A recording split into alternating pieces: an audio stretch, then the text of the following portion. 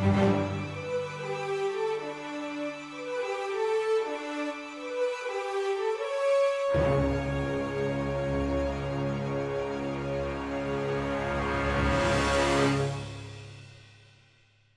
everybody. I'm Claudia Puig. I'm the president of the LA Film Critics Association. Thank you. Thank you all for being here. We are so thrilled to have you here. And I just want to jump in here. I realize that you're all eating. Please continue eating. Like most of us in this room, I turn to films for solace.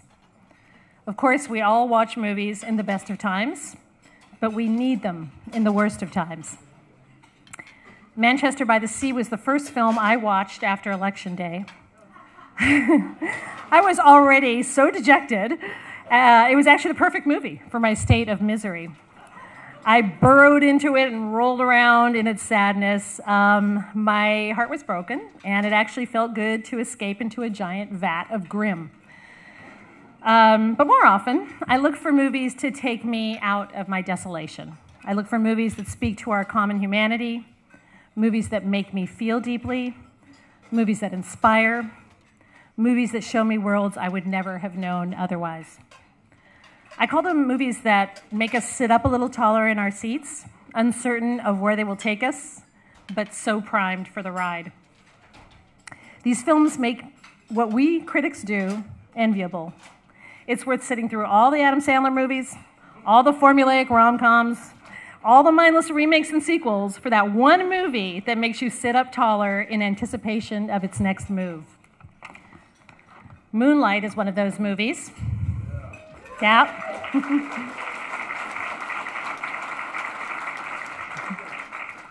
O.J. Made in America is one of those movies. 8 hours of sitting up straight, but it felt like one. La La Land is one of those movies.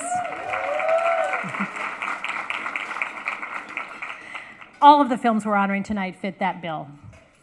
I have 2 words to say to all of you who made the films that we honor tonight, films that make our jobs a joyful thing. Thank you. Thank you for your artistry. Thank you for your commitment. Thank you for inspiring us when inspiration is in short supply. Actually, I have 2 more words. Don't stop. Given where we are right now, it's more important than ever that films like the ones we honor tonight exist and continue to be made. Now, more than ever, we need films that illuminate, broaden our minds, films that expose injustice, bigotry, homophobia, sexism. We have some exemplary filmmakers here tonight, and I thank you all for coming to spend an evening with us critics. We really are on the same side. We're all clamoring for great movies to be made. And when they are, we're your most tireless advocates. We're more than diehard fans. Most of us act like we're on a mission. You have to see Moonlight. You can't miss The Lobster. We don't just write our reviews, we implore everybody around us. We drive people crazy with our proselytizing sometimes, annoying the heck out of our friends and families, and our dogged insistence that they watch your films. But that's how we roll. In addition to our winners, we have some other very special guests that I want to welcome here tonight. We're dedicating tonight's ceremony to the memory of the late, great writer-director Curtis Hanson.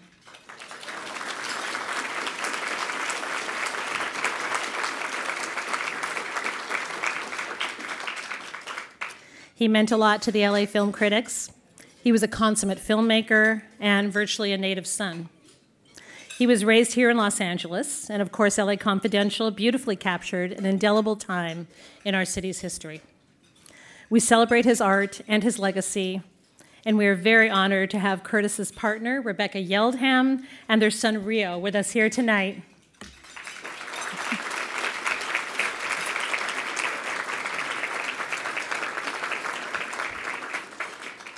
Also, we have the indomitable Shirley MacLaine.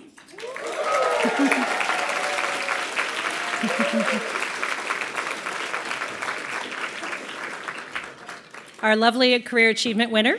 I remember watching The Turning Point and The Children's Hour as a girl and being mesmerized by both of these stories of female friendships. We'll have a lot more to say about Shirley later in the program, along with highlights from many of her films. We have George Chakiris here with us tonight.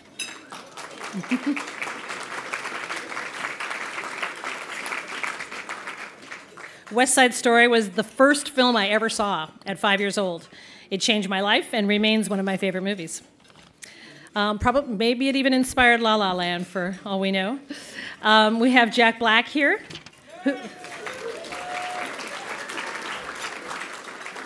He's kindly come to support Shirley. We have Colin Farrell attending to support The Lobster, which won Best Screenplay. We have Samuel L. Jackson, whose wonderful narration in I Am Not Your Negro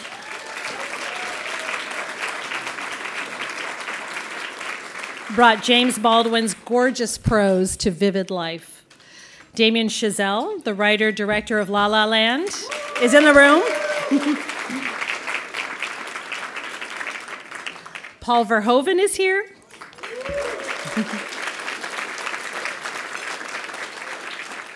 Oh, up here.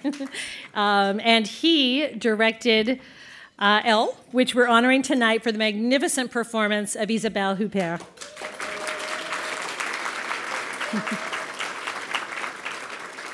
Isabelle, we're so honored to have you here.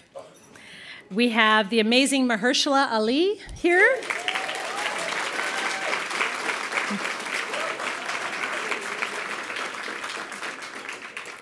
His performance in Moonlight is nothing short of wondrous. And last but not least, we have Lily Gladstone, who co-starred, yay, who co-starred with 3 powerhouse actresses in Certain Women and stole the show.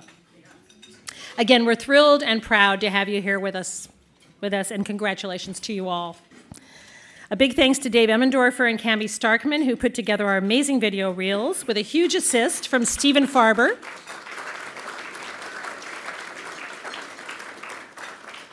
And thank you, Stephen, for all your wise counsel and advice. And finally, thank you to my stalwart co-conspirators and colleagues. Thanks to the cool, calm, collected, and eagle-eyed Tim Grierson.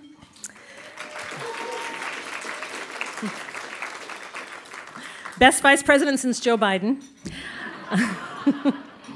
Thanks to Justin Chang, the voice of sanity.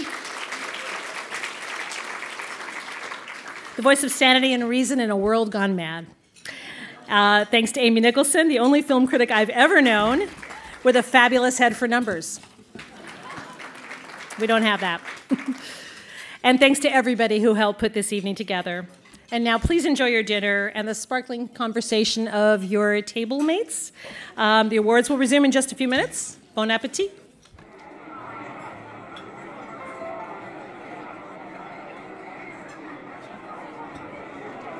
Ladies and gentlemen, could I get your attention for just a moment? I know you're having a good time chatting, but will the owner of a 1967 Pinto with the license plate, no, wrong message. Hi, I'm Leonard Maltin, and I self-identify as a film critic. And I'm here to sort of kick off the proceedings, even though you're still finishing your meal. We don't want to stretch out the evening any longer than necessary. And we enjoy not rushing. We enjoy reveling in what we're doing tonight, because it's meaningful to us, and I hope it's meaningful to all of you, especially the filmmakers who are here and who are so welcome to be here. And what we're going to do now is show you our montage, our clip reel of this year's highlights. As you know, the LA Film Critics vote didn't coincide with that of many other groups who hand out awards. We like to think we're individuals, or a group of individuals who go our own way, and we feel that way even when we go our own way within the group. Having been a past president, or being a past president, I can tell you that riding a herd over a room of 50 professionally opinionated people is no small task. Claudia is to be congratulated, and all of our officers. But what you're going to see now is the result of our vote this year, which is no secret, and you can see in the program book if you don't already know. all of tonight's winners. Let's get a visual sense of tonight's bill of fare, the films of 2016. Sorry for the stage wait. And right now I want to present our first award of the evening, which is going to be spoken by and given by our esteemed Pulitzer Prize winner, Joe Morgenstern.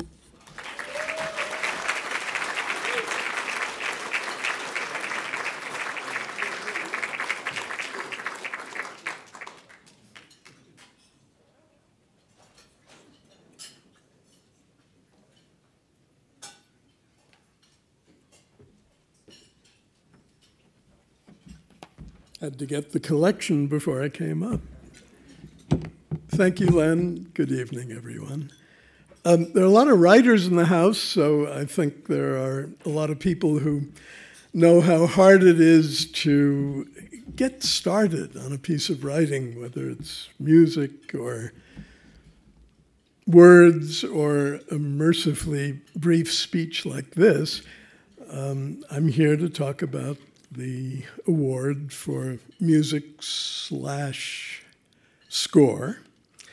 And I wanted to start with something really special. I wanted to find that perfectly apropos phrase, and I found it, and it turned out to be not so hard to find after all. If you'll bear with me, I got to put these down for a minute, because I have it here. And, well, here we go. I'll just do it.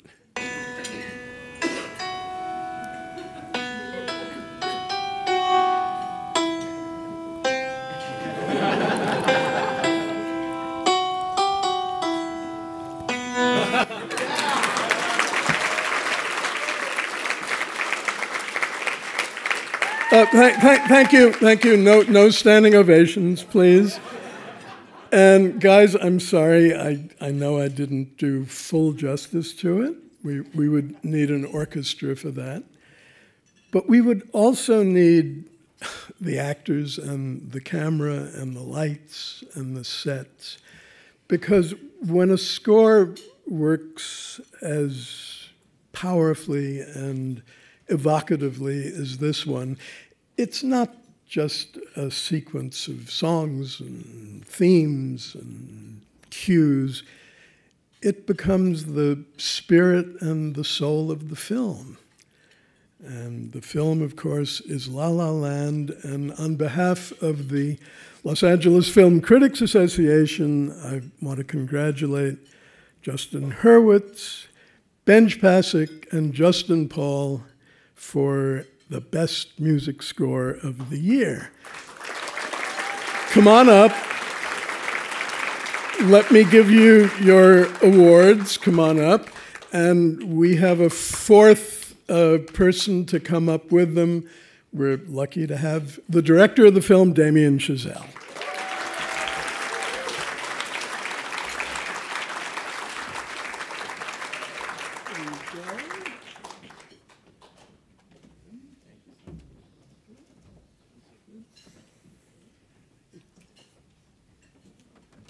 Thank you, Joe. Thank you, everybody. This is very cool to be getting something from critics, the LA critics. I read everything you guys write. I'm kind of obsessed with what I hear people say. Like, yeah, I try not to look at reviews. I try not to. The first 2 weeks of December, I was refreshing Rotten Tomatoes about 400 times a day. I am addicted to it. I think we just want to make sure that the movie is connecting with people. That's what we care about. That's why we do it. And you guys are people, obviously, and so thoughtful with. You're people, and. No, but you're so thoughtful and have so much context and see so many movies, and so to have you guys say nice things and then to get something like this when there's so many great movies out there and great music this year, and it really means a lot, and we really appreciate it. the work we do is easier when we have a director like Damien, who has such a inspired and specific vision. When we're working towards something that is so inspired, it's easy to be inspired. And so, thanks to Damien for everything he does, and for the Studio Lionsgate for giving us this opportunity. And I want to introduce the amazing lyricist team, Ben Pasek and Justin Paul, who wrote all of the amazing words and, just brought all of this music to life and made it so emotional and so, brought so much to it. So talk, guys. We're so honored to be here and to be here with all the other films that are being recognized today as well. I think our introduction to film as kids was through the musical. It was the delightful songs of the Sherman Brothers and the simple but profound songs of Yip Harburg and Harold Arlen and The Wizard of Oz.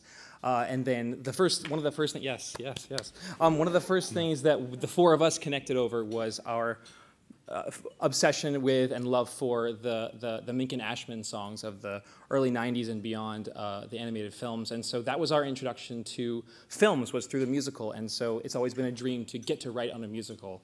And I think we just feel very lucky to be in the same career path as those people that I just named and many others as well, and we're so inspired by them. So we feel very lucky to get to write songs for films. Yeah, and just another thank you to our amazing collaborators. It's so special to be a part of this and follow Damien's vision to celebrate dreamers and people who are not cynical in the way that they view the world, and to celebrate people who are dreaming. I think necessitates that these people don't necessarily look at the world the way that it is, but the way that it could be. And I want to live in the world that you've created forever. And I am so honored to be a part of this film. So thank you guys for this.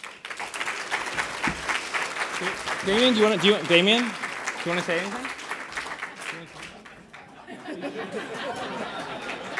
His film speaks for itself, I think.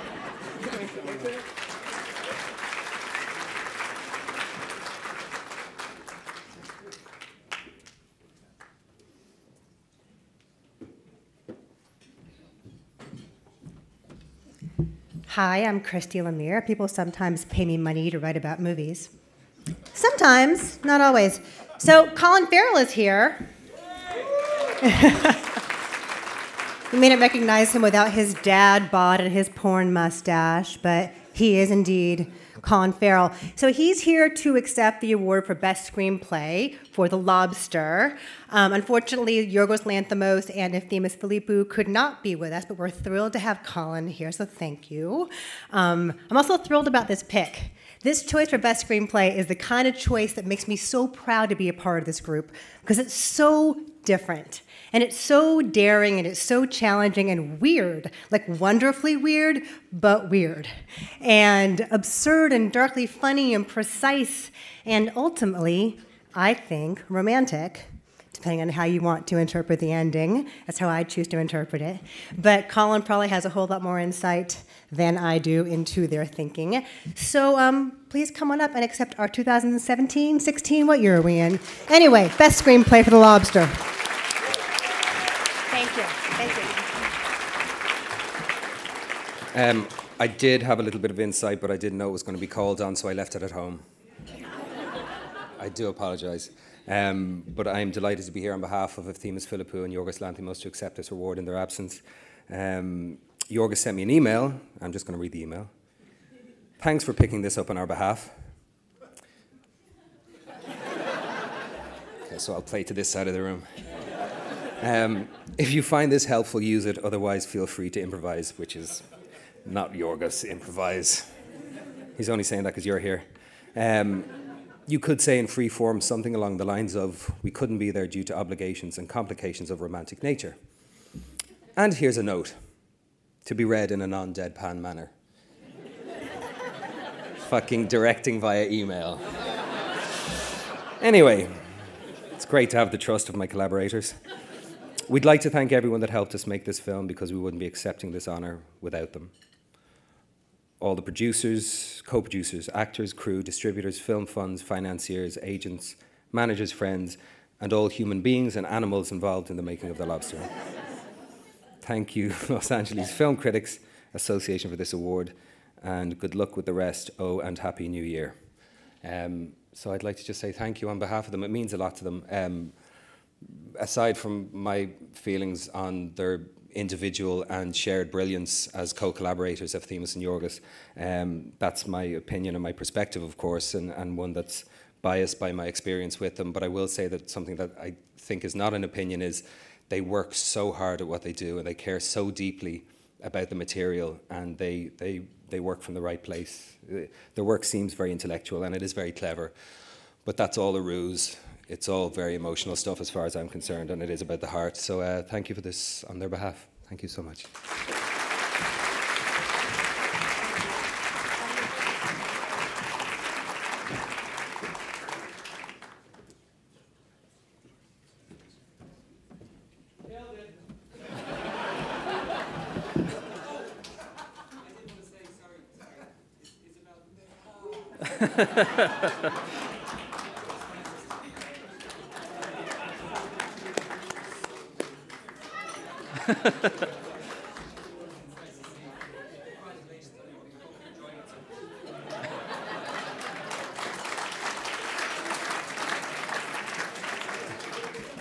Good evening, ladies, gentlemen, and lobsters. My name is Michael Nordine, and I have to follow Colin Farrell. So I'm here to present the award for Best Foreign Language Film to The Handmaiden.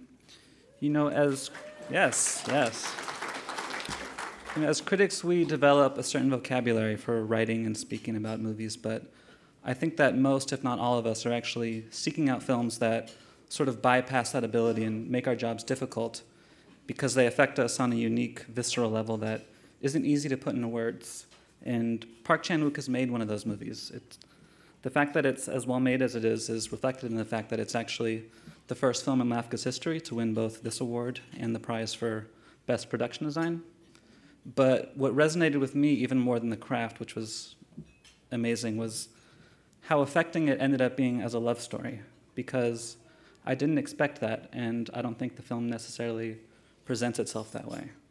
And because of the somewhat scandalous nature of the plot, I sometimes felt as though I was watching something I shouldn't be, and yet I never wanted to look away. So for that and many other reasons, I am proud to present the award for Best Foreign Language Film to The Handmaiden. Park Chan-wook unfortunately cannot be with us tonight, but he was kind enough to record us an acceptance speech, so we'll play that now. This film is a story about love between a Korean and a Japanese woman who liberate themselves from male violence and imperialistic oppression. This award from Los Angeles Film Critics Association is an enormous support and celebration of their love and liberation, which goes beyond boundaries of borders and language. As a former film critic myself, this recognition from a body of film critics in a city full of film history makes me especially happy and grateful. Thank you for this honor and encouragement. Lovely. My name's Tim Cogshell, and I have the great pleasure and honor of presenting the award for Best Cinematography this evening to Mr. James Laxton, sitting right over there at that table.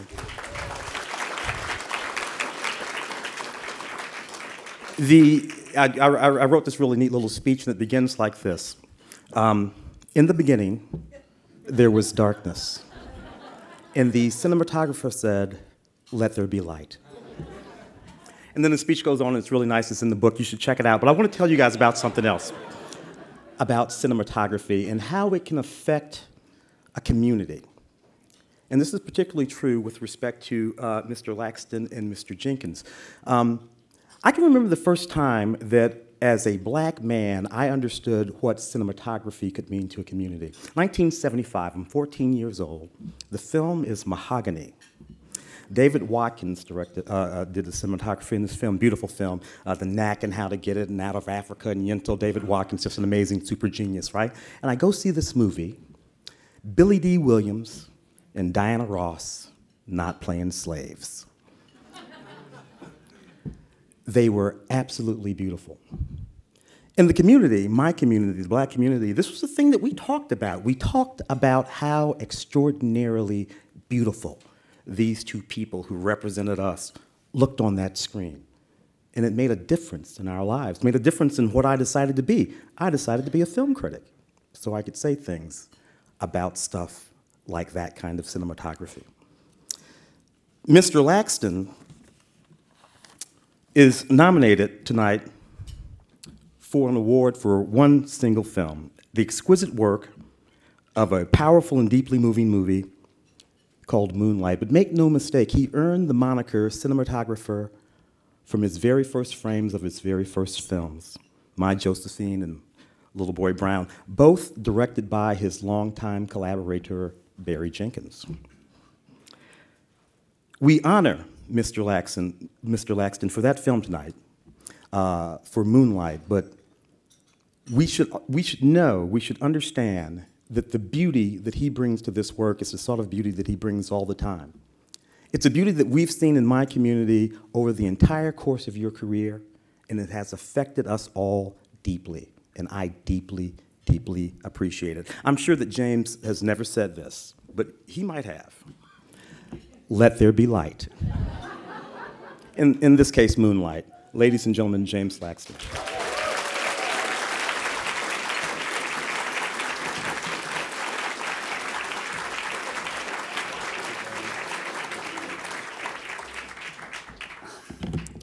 I thought I knew I was going to say until right now, because that was beautiful, so thank you for that. I very much appreciate that, and I very much appreciate this, absolutely. This is something I will cherish, and it means a great deal to me. So in echoing the La La Land crew, thank you guys for doing what you guys do.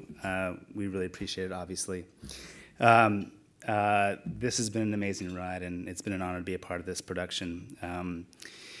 It's meant the world to me, and it's changed my life, to be honest with you. So I share this absolutely with the cast and crew. Some of my favorite people are sitting over that table right now. So thank you guys for being who you are. I really appreciate it. And thanks again. I'm going to keep it short because what was said already was so moving, and I really appreciate that, obviously. And you guys have a great night. Thank you very, very much for this. I appreciate it.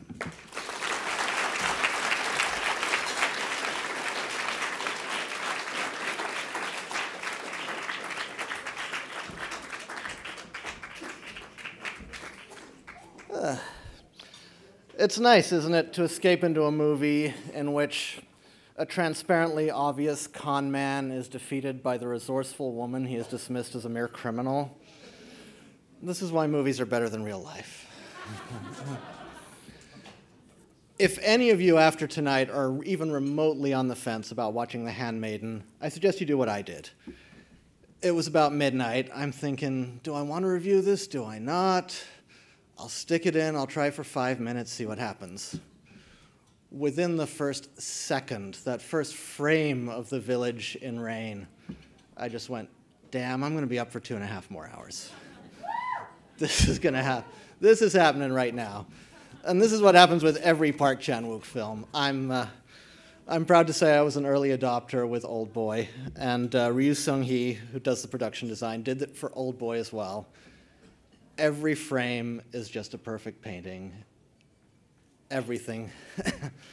The visuals are wonderful. They contrast so well with the dark thematic elements. And I've totally blanked on what I was about to say. There's a wooden sex puppet, and that's pretty cool.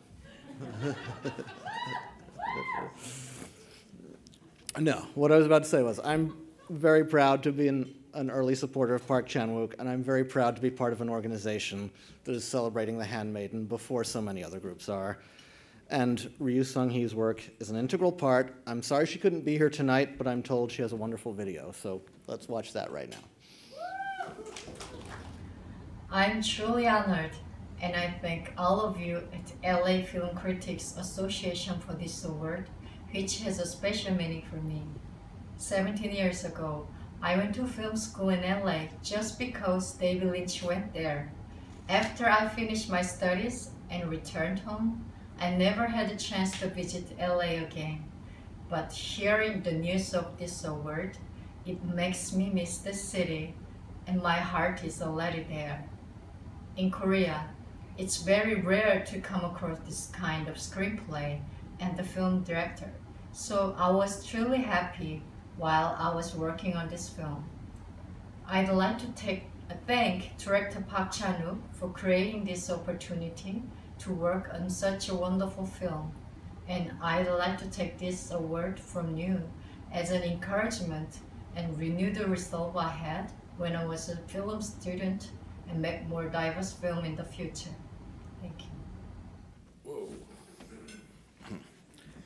Justin, I was glad to hear that critics are people until I remembered that Soylent Green are also people. So presents a problem. I can just read my ransom note-like notes here. I'm Peter Rayner, here to present the award for Best Editor. In this case, a trio of editors for O.J. Made in America: Brett Granato, Ben Sozansky, and Maya Muma. Ezra Edelman, the director of the film, is also here.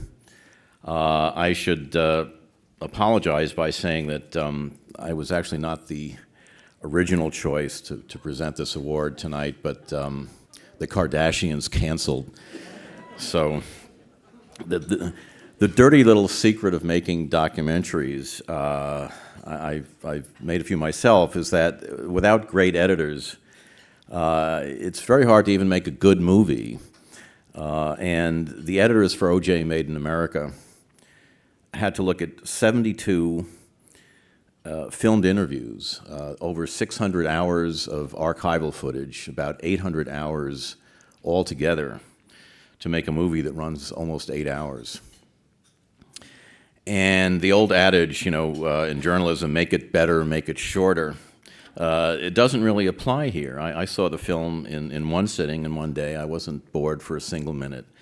This movie has a novelistic richness.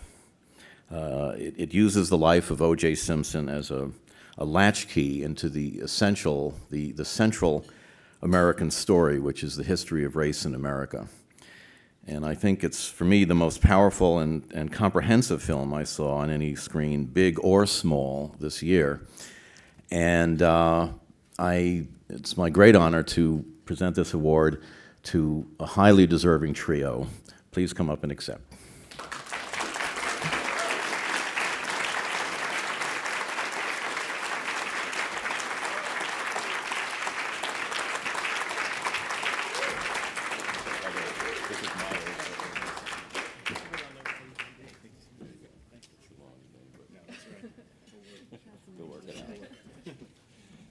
Hello, oh my goodness. So this is, thanks. This is so exciting and super duper scary because I don't want to necessarily speak for Brett and Maya, but as film editors, we're used to arguing impassionately and talking about our films with each other and our director and our producer, but not so often to a big group of people. So that's a little frightening. And also the, you know, to the sharpest minds in film as well. So I feel like I'm a little bit past my depth here. But I mean, I would like to thank the LA Film Critics for recognizing us. That's such an honor and a joy. And Brett, Maya, Ezra, and everybody from OJ, it's just a super pleasure to have worked with you. Thank you. Yeah, I'll echo Ben's remarks about this being a very foreign experience to us. I once got an American Legion Award that was sort of like this. I'd like to thank the LA Film Critics. This is a tremendous, tremendous honor. And when you're editing a documentary, you're given somebody's history to sift through. Often the people sitting down, sharing their lives with you in interviews, archival. And it's a tremendous responsibility to try to get their stories right. And being surrounded by editors like this, the producers we have, and Ezra, who had the vision and the tenacity and the dedication to bring this entire thing to life. It was truly, truly an honor. And I also want to thank my lovely wife and my daughter, who had many, many nights without me at home. And the nights I was there, I just talked about OJ. So thank you very much.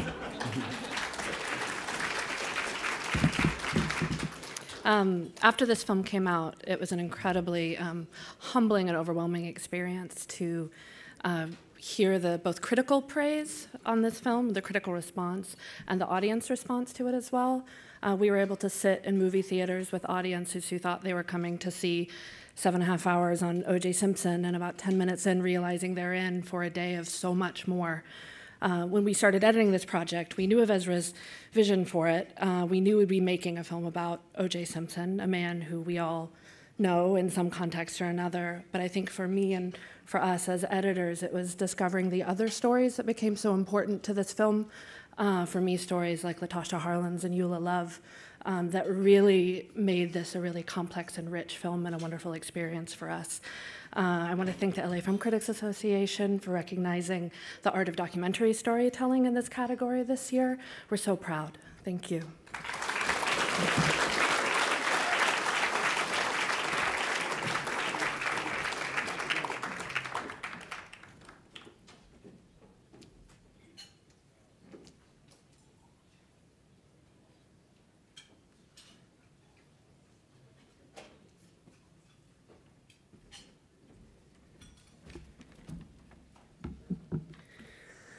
Good evening, I'm Ann Lee Ellingson, and I have the privilege of presenting the Douglas Edwards Independent / Experimental Film / Video Award, it's a mouthful, to Deborah Stratman for her film, The Illinois Parables.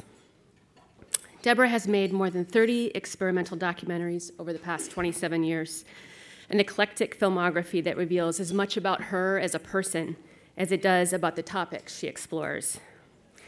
She's incredibly curious about the world, with movies about comets and Chinese tightrope artists and street drag racing on Chicago's West Side. She's rigorously intellectual, but also viscerally instinctual. One of my favorites is this Icelandic travelogue that weaves a narrative from two disparate sources. One is these hilariously wry letters by a turn-of-the-century woman who's found herself on a miserable trip with some schoolgirls. The other, a series of historic accounts about natural disasters that have struck the island. And Deborah is profoundly empathetic, finding the humanity in the stickiest of political subjects. The Illinois Parables feels like a culmination of her work so far. Over the course of 11 distinct chapters, Deborah touches on history and science and religion and nature, using all the techniques in her documentarian's toolbox. And since its making, her cinema essay on the U.S.'s 21st state has become an urgent allegory for the nation as a whole. Unfortunately, Deborah was unable to join us tonight to accept this well-deserved award in person, but she did record a video message for us. Hello, Los Angeles. Hello, film critics of Los Angeles. I would like to thank you for making space in your awards for nonconformist cinema that maybe doesn't abide by conventional rules. I think it was 1980 when you started awarding the experimental independent film category, and boy did you guys start strong with the double whammy of the formidable choreographer and filmmaker Yvonne Rainer and Joel DeMott, who made the dark and hilarious film Demon Lover Diary. The artists who precede me in this category, in my mind, are making and did make the most radical, moving, visionary films of the last century. And I generally don't get the opportunity, so I'd like to take this time to thank them, because they're all filmmakers you should know. Run out and get their work if you don't know it. Thank you, Wayne Wang, George Kuchar, Nina Mankas, Jonas Mikas, Gus Van Sant, Derek Jarman, Marlon Riggs, John Jost, Sadie Benning, Mark Rappaport, Craig Baldwin, William E. Jones, Elizabeth Subrin, Owen Land, Trent Harris, Kenneth Anger, Michael Snow, Pat O'Neill, Tom Anderson, Ken Jacobs, Peter Watkins, Kelly Reichardt, Pedro Costa, James Benning, Jean-Luc Godard, Bill Morrison, Lucien Casting-Taylor, Verena Paravel, and Charlotte Price. Thank you, filmmakers, for breathing life into cinema and for inspiring me as an artist. And thanks for the award. Have a great night, everybody. Bye.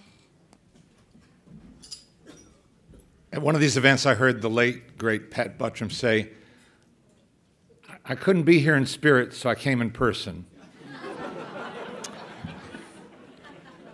So I'm here in both spirit and in person because, like a lot of other people I know, like an awful lot of people I know, I love Turner Classic Movies. And I have to explain just briefly that I grew up at a time when I was dependent on television for a lot of my film education, and many people of my generation were. But what we saw on local TV were sometimes crummy prints, scratchy prints. They were interrupted by commercials. They were cut mercilessly. And so to have access to films on a channel that cares about them, that so clearly cares about them, and wants to present them the proper way, and to have access to DVDs and Blu-rays from a company like Criterion that feels the same way and that goes the extra mile, the extra distance to make every release as special as it can be, is just amazing and wonderful and a source of endless joy and delight and enrichment. And to now see the two of them in a kind of a marriage to create a new entity called Filmstruck has left me dumbstruck. I'm thrilled and delighted that this strikes a powerful blow for the cause of film appreciation. And we hope for film education. We want the next generation to care about and love classic films the same way we do. And that's going to happen because of TCM and Criterion and their little baby called Filmstruck. And that's why we're giving them a special citation this year.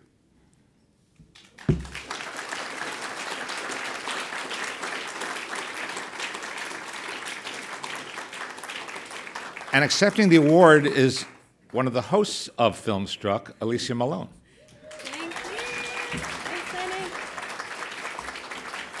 Hi. Yeah, TCM asked me to come up here and accept the award on their behalf, and that's perfect because now I can tell you how cool they are and they can't stop me because they're so humble, and I've never met a group of more fun, passionate, intelligent film lovers in my life. And along with the amazing Criterion Collection, they're so dedicated to preserving film and making it more accessible for new audiences.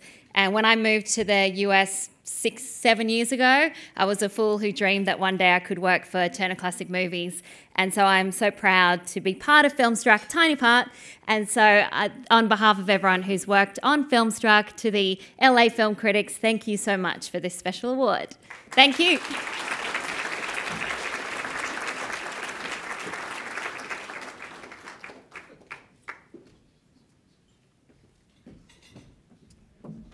Good evening. My name is Andrew Barker, and I would just like to take a minute to thank all of you really sincerely for being here.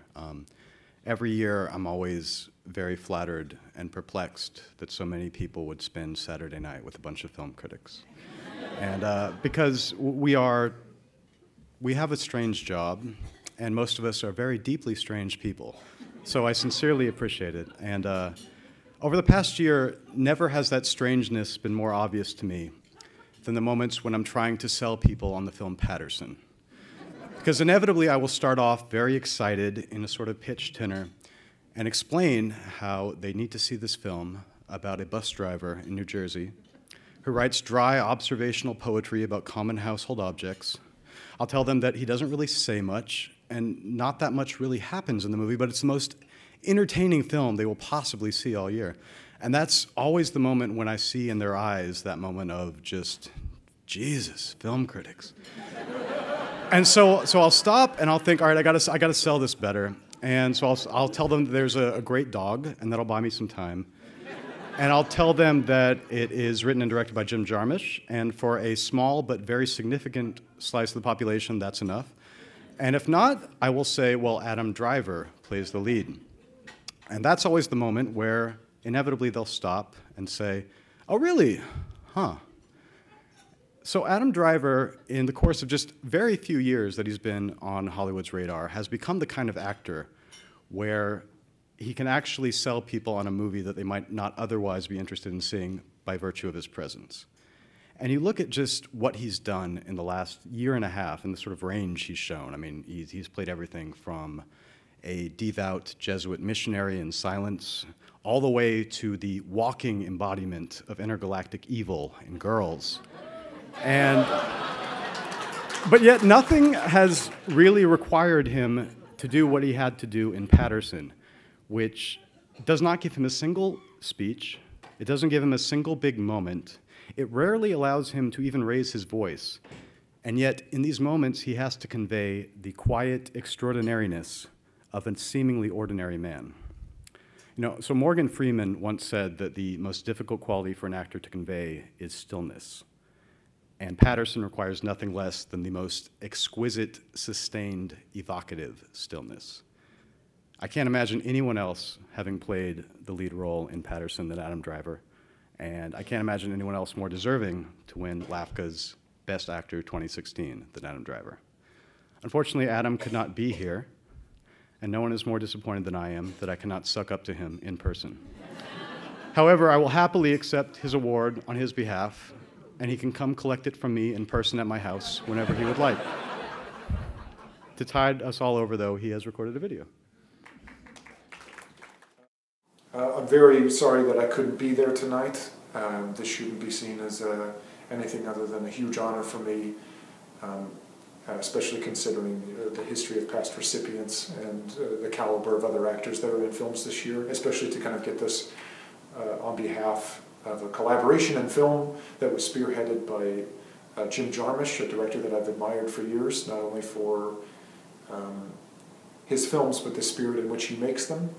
He's someone who has, throughout his career, worked within very strict constraints, whether that be money or time, and always from that has created a world that's very identifiable as his. Well, I guess money really wasn't an issue in this case because Amazon was behind it, so they basically, supplemented our income with swag. I basically did it all for a Kindle Fire. Thank you to Bleecker Street and my agent Randy, Josh Astrakan and Carter Logan, and you, LA Film Critics Association. Thank you very much. This really does mean a lot to me.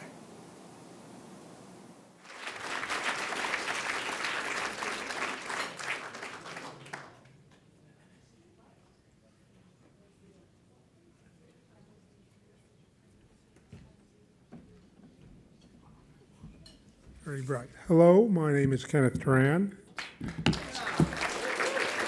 Thank you. It's very bright up here, so I'll do my best.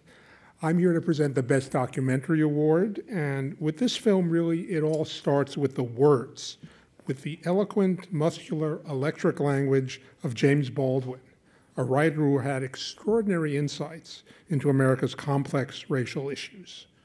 But I Am Not Your Negro is a mesmerizing experience. It's smart, it's thoughtful, it's disturbing, for reasons that really go beyond those words. Director Raoul Peck has made landmark dramatic films like Lumumba, as well as documentaries, so he's able to use the full spectrum of film language here. He's created a film essay that's painfully relevant today, even though its subject died almost 30 years ago. Oof. Peck worked on this film for a decade, weighing even the smallest moments. It was his idea to have only Baldwin's words on the soundtrack, and to have them read by Samuel L. Jackson. Peck pushed for Jackson, he said, because he wanted an actor who had the confidence to be self-effacing. The core of I Am Not Your Negro comes from Baldwin's plan to write a book about the links between Medgar Evers, Malcolm X, and Martin Luther King. But Peck has used all of Baldwin's writings to deal with multiple aspects of the man's life. Here's a quote. "Not everything that is faced can be changed," Baldwin says at one point, "but nothing can be changed until it is faced." As much as any film out there today, I Am Not Your Negro helps us face our racial divide and possibly begin to change it as well. Here's Raoul Peck. Thank you.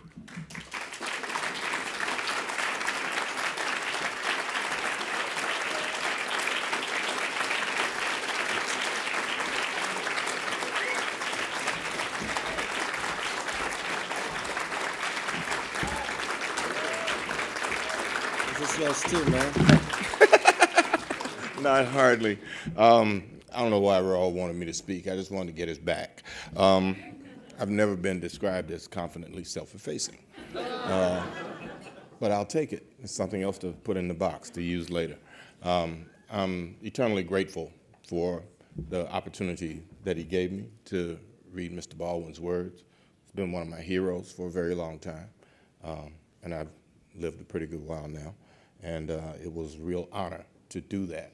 And I'm very proud of his accomplishment, and I am glad this is happening for you. Come on. Thank you.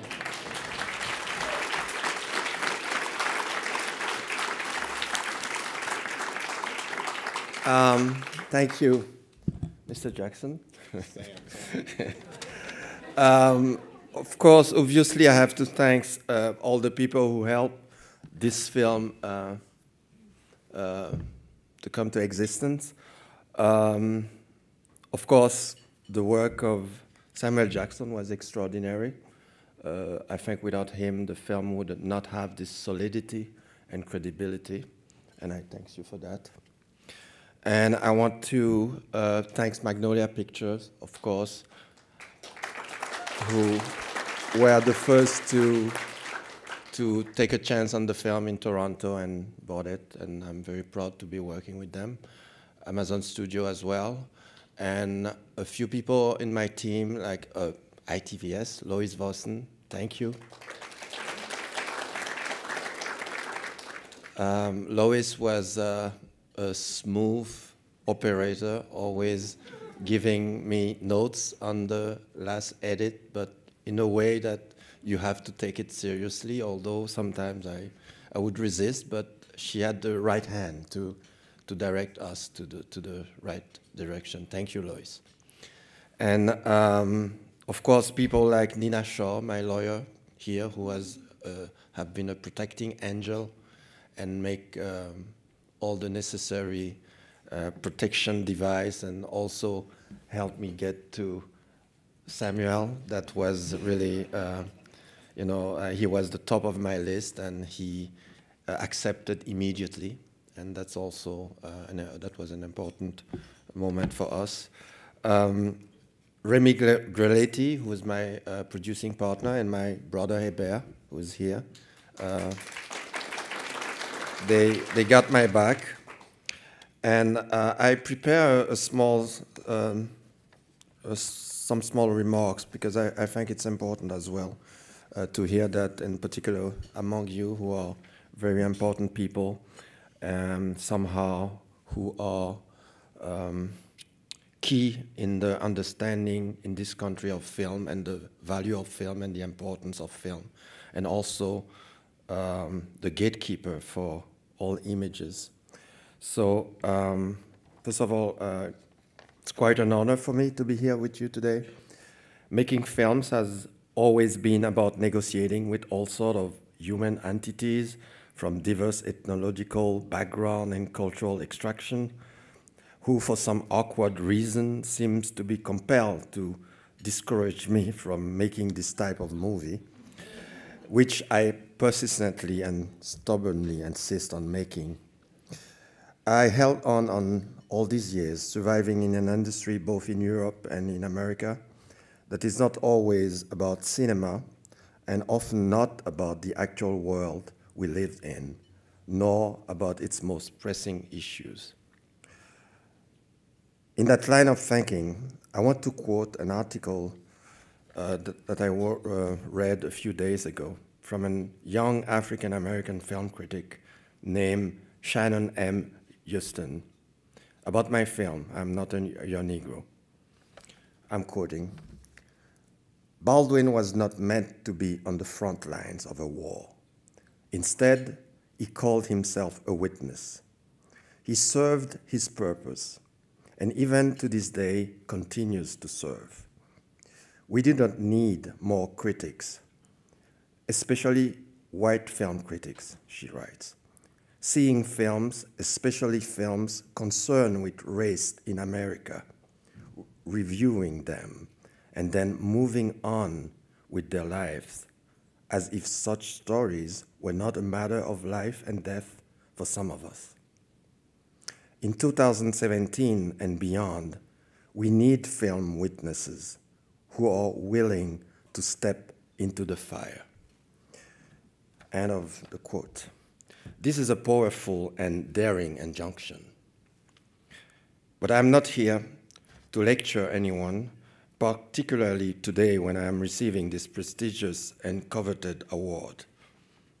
I just wanted to voice some caution about the real danger of a silent retreat into a safe Hollywood bubble. I will use this occasion to voice my most sincere thanks to some of you who have, throughout my career, often been there for me and gave me important breaks and even been my champion. I want to name Len Clady, Manola Dagis, Elvis Mitchell, and my dear friend Kenny Turan. Thank you.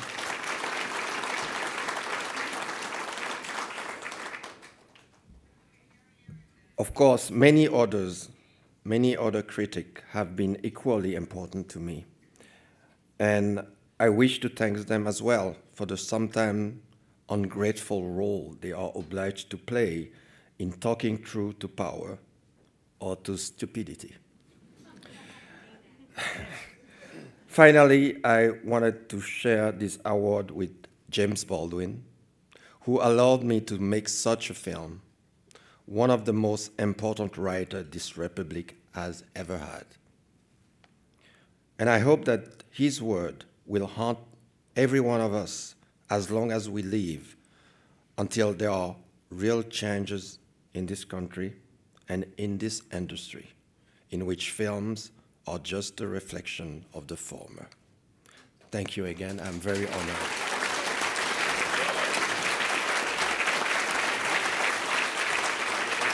Don't leave it. Thank you.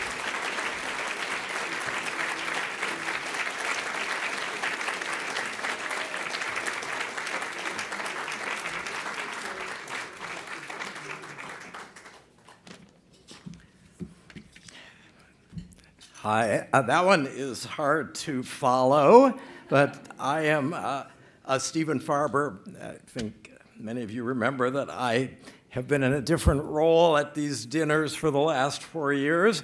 I have happily moved on, and I must say that unlike another recently elected administration, our new president is doing and will continue to do a fantastic job.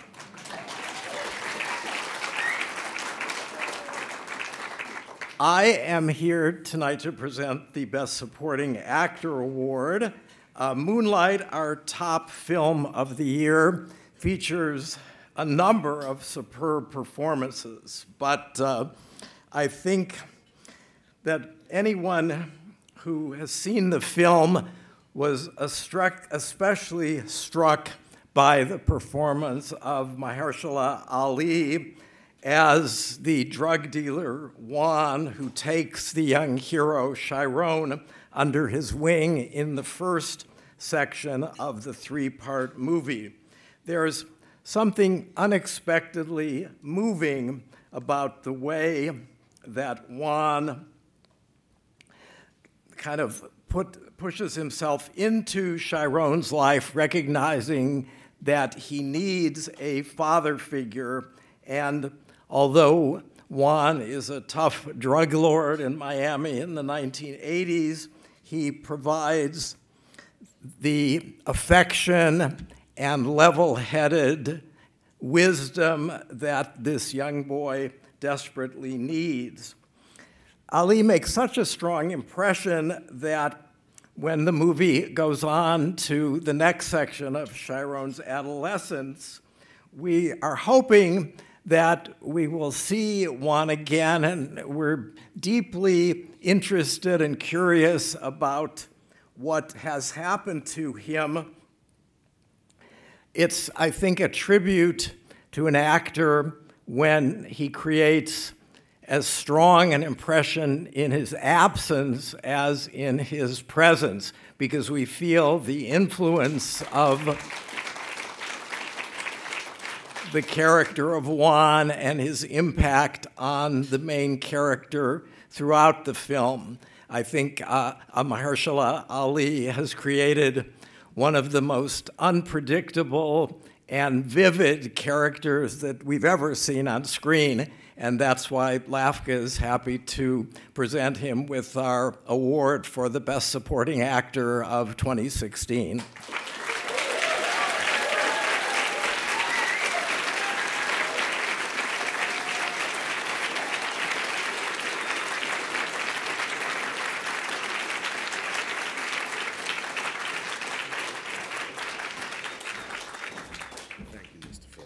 Appreciate that. Thank you. Wow. I don't know if I will ever get over getting an award for just loving what you do.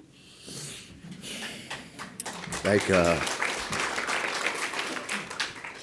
I'm so fortunate and blessed to get to do this work and get to do this with my life. There's a lot of brothers where I'm from who didn't have an opportunity to pursue their dreams, and very fortunate. To get to be a part of a film that has such social relevance is a real blessing. And throughout that process, throughout that process, the film is written about and talked about and dissected and pulled apart and put back together, and we look at toxic masculinity and homosexuality, mentors, drug addiction, the black community. Will we support the film? Will they not support the film? All these things that we get into that are really relevant, valid topics. And within all that, I think it's easy to lose sight of the fact that this story was created by people who really essentially had these experiences, and it was a deeply personal journey for Barry Jenkins and Terrell Alvin McCraney, and the challenges of working with Naomi Harris for Barry on very personal, difficult material, difficult scenes, the courage that Terrell had in putting the story together the way he did, and what Barry did to incorporate his vision and to fill it out and finish it. So I really just wanted to take this moment to thank them, because we're the ones who got to benefit from their courage and their generosity, where I'm up here receiving an award for essentially their pain. And I will always be really grateful for that. I want to recognize my castmates. I had a really wonderful scene partner in Alex Hibbert who had never really acted before. And he just gave me so much. He's such a pure spirit, and he really challenged me to try to not act and just be with him, and because he just did it so easily. I want to recognize and thank our producers, Adela Romansky and Plan B, A24. and thank you just for not just showing up and kind of checking the box, but really just being invested and from your heart and really loving this project and really looking out and taking care of us, and we did it as a team. And lastly, you know, I've had the same manager for 10 years, and she's here with me tonight, and she's had some people on her roster that have been extraordinarily successful, but she always treated me like her priority, and at least I felt that way. And I really appreciate you, Carolyn Govers. And thank you, Los Angeles film critics. Thank you so much for this honor. It means a lot to me. It means a lot to my family as well. Thank you, appreciate it.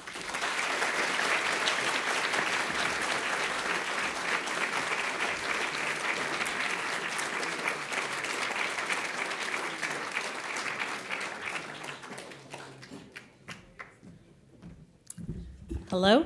Now we have our video with highlights from Shirley MacLaine's long and illustrious career, so please enjoy.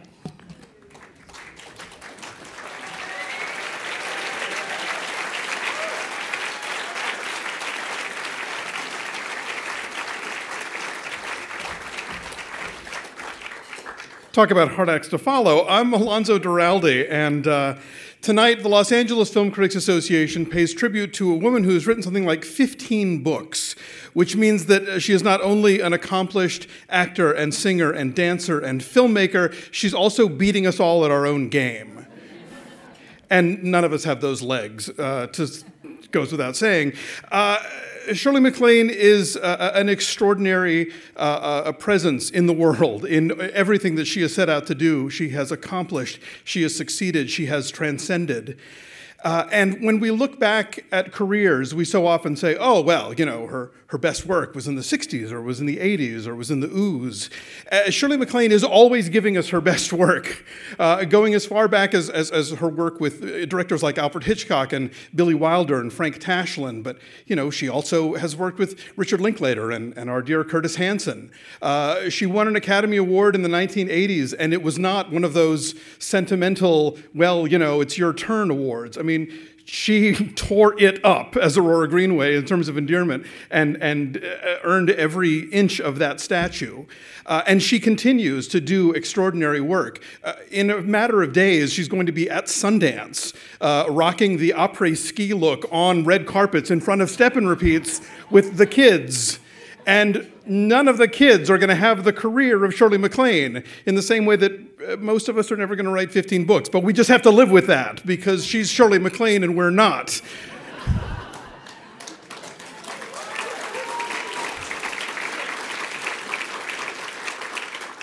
I'm delighted to introduce tonight the man who shot her and stuffed her in a freezer, allegedly. Please welcome Mr. Jack Black.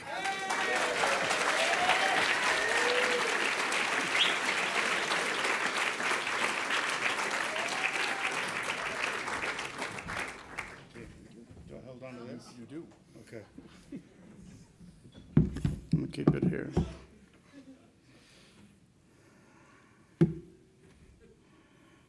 I'm impressed you remembered all that. You didn't have to look at anything.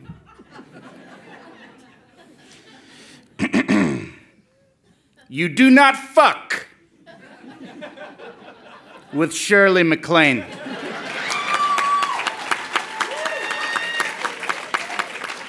She will pop your bubble and burn your biscuits.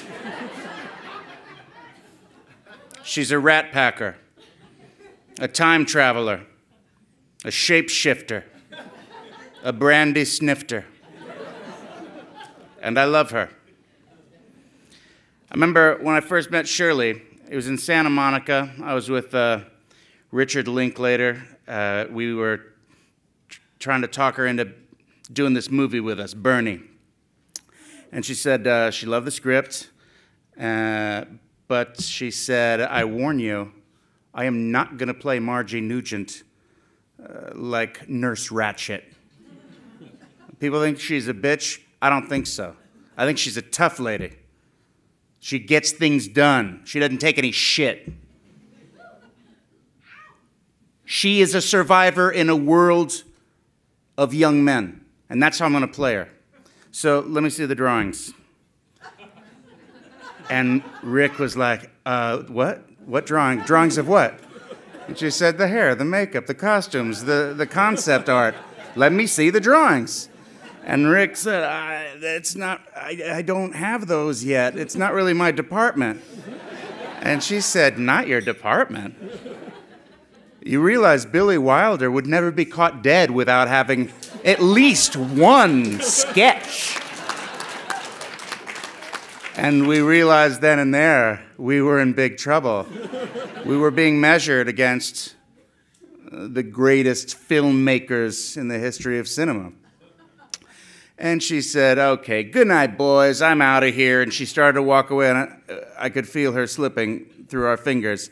And I desperately followed her out to the car, and I begged her to be in the movie. I told her, I don't want to do this movie without you. You gotta trust me, Rick is a brilliant filmmaker. I know it seems like he's really laid back, but he's gonna have it all together by the time we start shooting in a few weeks. Please, take a chance. She said, I'm doing the movie, Jack. I just wanted to keep you on your toes. And she got in her car, and she drove off into the Santa Monica night as the moonlight glinted on the... Glinted? And let me tell you something, mission accomplished, because from then on, we were on our A+ game, and she made me find deep reservoirs in myself that I didn't know were there. My best work, I attribute to her and her friendship and partnership on that movie. I had the time of my life working with her, and the glint in her eye was the engine behind my performance. Now, I recommend any actors that might be in the audience, if you get a chance to work with Shirley, jump at it. But be prepared to bring your A game. And don't talk a lot of this shit. She's not gonna have none of that. Because she is a stargazer and a power laser. I don't know what I'm talking about. Ladies and gentlemen, please welcome to the stage Shirley MacLaine.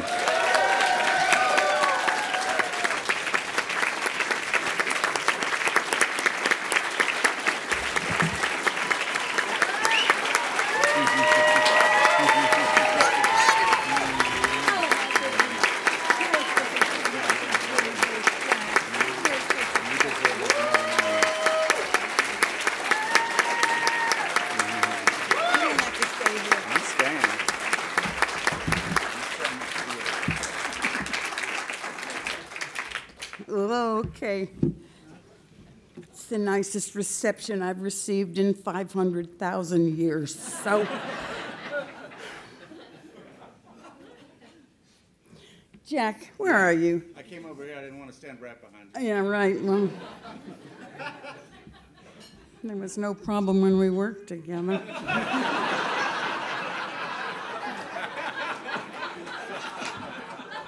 I have to tell you, that is true, everything you said about me in the Santa Monica Hotel. But I also have to just do an addendum to that. Because here's what it would be like with Rick. So do you want this, should I wear a wig? Should I put on the period clothes? What would you like, Rick? It's, I don't know.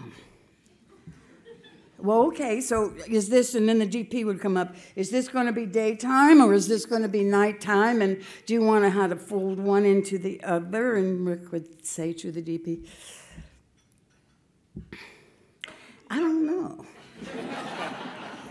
I've heard Jack go in and say to Rick, should I be funny here or is this really a mean bitch lady and I've got to give her my absolute opinion? And he would say, you know, I don't know. Now, here's what happened. Because he said, I don't know, all day long, and never answered a question, he forced the rest of us to be at our A game because we basically didn't have a director who would tell us what to do.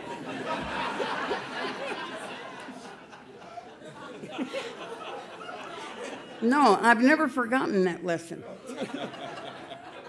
The other lesson that I learned on the movie was that, okay, so I've earned the right. What would you like now on this picture you're going to do and whatever? And I demand, I don't care if it's the prop guy, the other actor, what. I need someone to make me laugh like he did.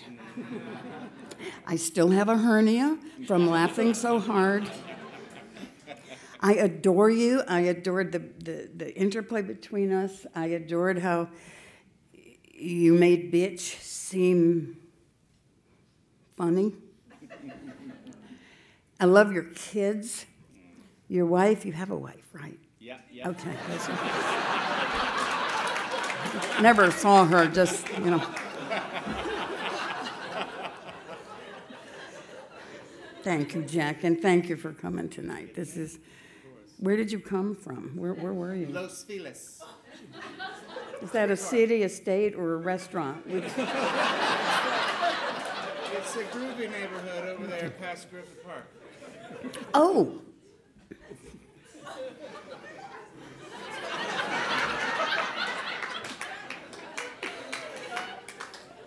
So let me just tell you what, because I've been thinking all day, film critics and stuff. I came to this town for the first time in 1953. I was 19, just worked with Hitchcock, didn't know anything, just beginning to understand the role of what happens with film. I mean, my brother and I used to go to the movies all the time, but it wasn't as though we were appreciating it with any intellectual understanding, really. We just loved it. I would even go in the back of the theater and listen to the dialogue because Mother wouldn't always give us the 25 cents that we needed to split and get in. It was 11 cents in those days. So I grew up, really my value system and my sense of artistry, or whatever you want to call it, was patterned here with basically how will they like what I do, and I have to read what they are saying about what I do, because I came from the Broadway world and the ballet world, where in the court of ballet you weren't ever really reviewed. And so my education was basically what critics thought. Now, I don't know, I don't want to take a lot of your time, so what I'm going to do is read you a couple of things they said about me. Now, this isn't, you know, all LA critics. These are critics that are interspersed, film critics. Steel Magnolias. Each of the women talk like they're reading a bumper sticker. I think this guy had a point. I don't know that it could have been as funny, but I think he was right. Bewitched. The biggest letdown is Shirley MacLaine as the magical, meddling Endora. She doesn't just phone it in, she refuses to pick up the receiver.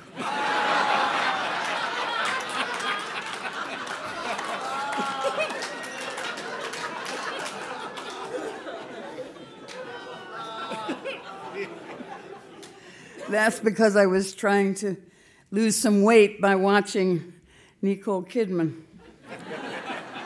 What a way to go. A star vehicle for Shirley MacLaine, Thompson, that's Lee Thompson's film. It's a tediously episodic black comedy about a wealthy widow and her 5 husbands, Paul Newman, Robert Mitchum, and Dean Martin, and all are wasted. Terms of endearment. This should basically have been a sitcom. By the way, not a bad idea. I was learning as I went along. Turning point. which I saw the other night again.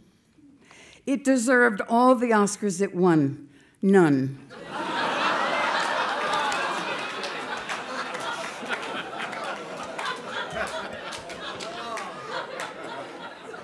Used people.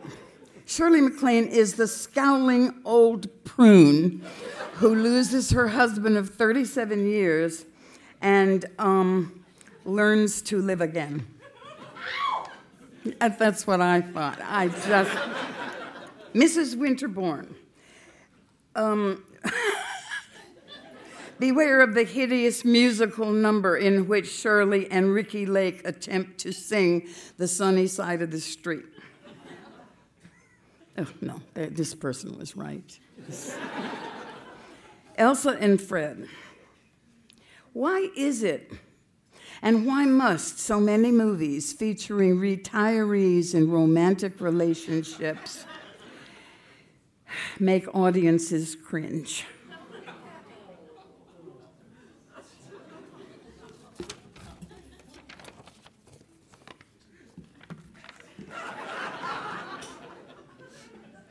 I think we have to fix that.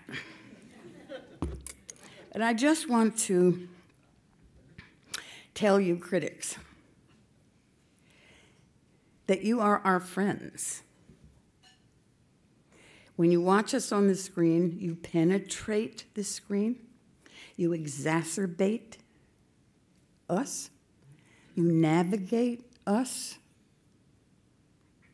you circulate us, you become what your opinion of us is. You have no idea how much we, in a learning modality, appreciate the reciprocation of your version and your opinion of what we do. I want to thank you for that. You are really our torch-bearing outriders. You're our friends who aren't afraid to say what you really think, and as a result, we learn more about how we can be better. Thank you so much.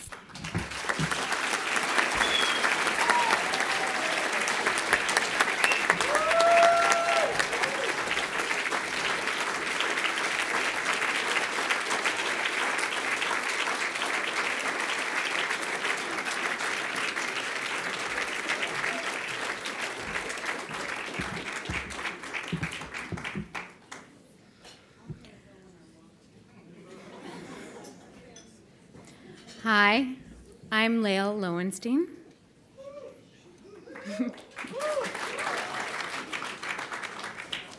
Some performances sneak up on you. They rope you in, and they quietly steal a piece of your heart. That is the case with Lily Gladstone in Kelly Reichardt's modern-day Western triptych, Certain Women. As my colleague Ella Taylor said of the Kelly Reichardt movie Old Joy at this very event a few years ago, Kelly Reichardt's movies, nothing much happens in them, and yet they contain the whole world. That's also the case with Certain Women. As Jamie, the solitary rancher whose friendship with the law teacher, played by Kristen Stewart, makes up the third chapter, Gladstone essays a young woman in a way so nuanced, so deeply felt, that to call it acting almost seems like a mislabel. Watching Jamie open up to Kristen Stewart's Beth, seeing her beam with pride as Beth shares a horse ride, and anticipating her inevitable heartache, you appreciate Gladstone all the more because she's taken us on this emotional journey with very little dialogue. You'd probably have to go back to the days of silent film to see an actress say so much without words. My reaction on watching the film was, who is this remarkable Lily Gladstone? And what is wrong with me that I don't know who she is? Here's what I know now. I know that she is a proud member of the Blackfeet Nation and a loyal ambassador for her home state of Montana. I know that like many purported overnight sensations, she's been at this game a long time. And I know that she has a very bright future ahead of her. Ladies and gentlemen, Lily Gladstone.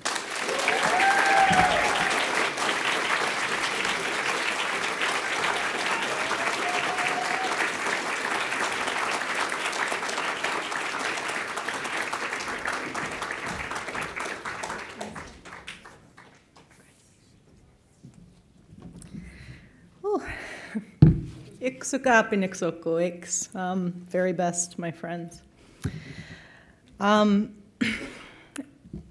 This is the first award of my professional career. And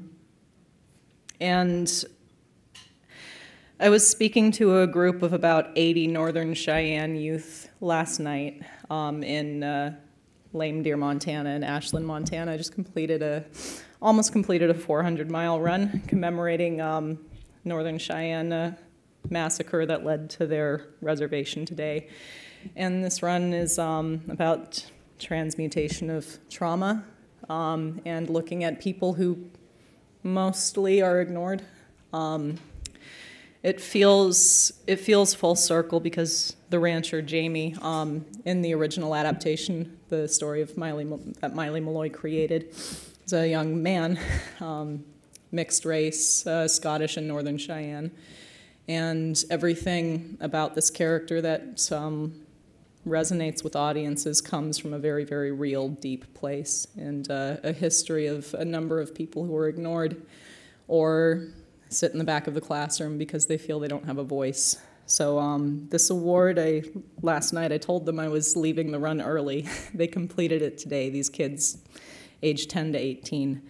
And I told them that I was going to accept it on their behalf for them because this award has a much bigger impact than just on me. Kelly Reichardt has been one of my favorite directors for a long time because she's a filmmaker and an artist who understands and cares about the impact her work has. And that's one of the most remarkable things about receiving this award from LA film critics. You love and immerse yourself in film because you understand the impact film has on our culture, our society, and representation matters. So Kelly cares so much about the impact of her film, micro, macro level, but she will never speak for someone else's experience. She'll sit, she'll listen, and in our day and age where we have a number of people who seem to not care about the impact their words have, it's refreshing to take a moment to step back and look at the characters and the people and the landscapes, the stories that we don't see that often, and it matters. I told these kids yesterday, right before I got cast, I was pretty close to throwing in the towel on acting and picking up teaching. But I told them all what my father told me and what I'm sure everybody in this room has experienced. Don't give up. If things aren't going your way right away, don't give up. And keep looking, keep listening, and keep realizing and investing in the impact that you have on the world. It matters. So I thank Kelly for seeing this character, for creating it, for the audiences that found it, that felt they were represented in it. This is yours, and mostly I accept this word on behalf of my Fort Robinson runners. So thank you all.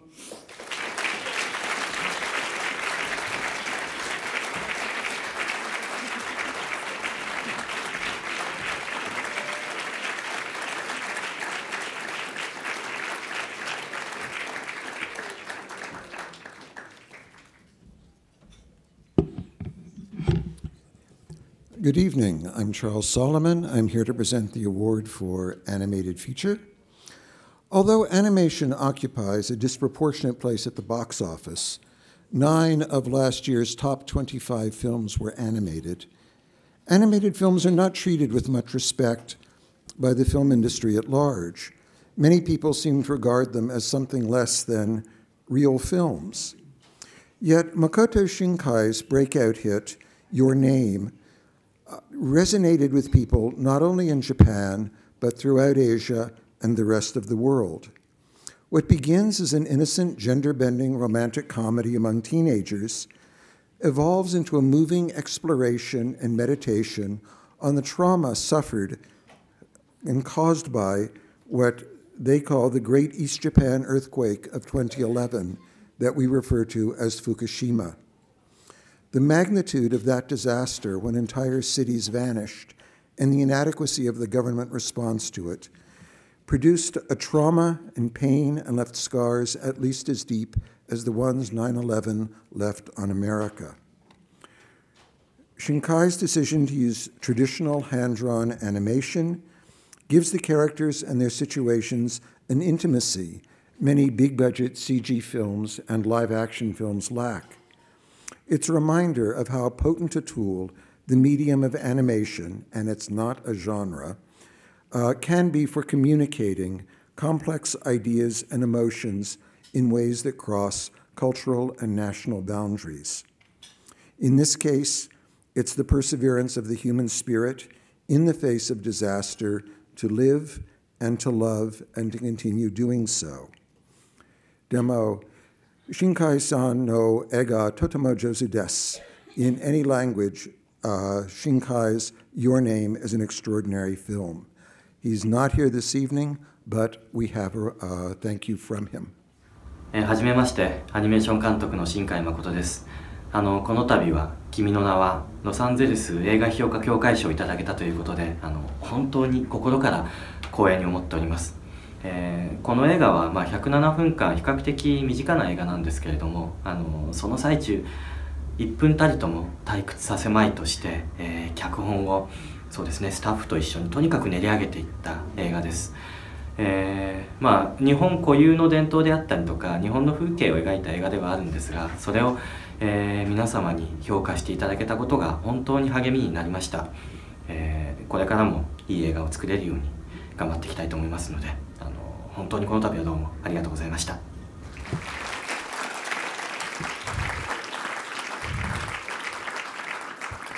Doitashimashite, Shinkai-san. It is with great pleasure that we present this award to him and to your name. Thank you.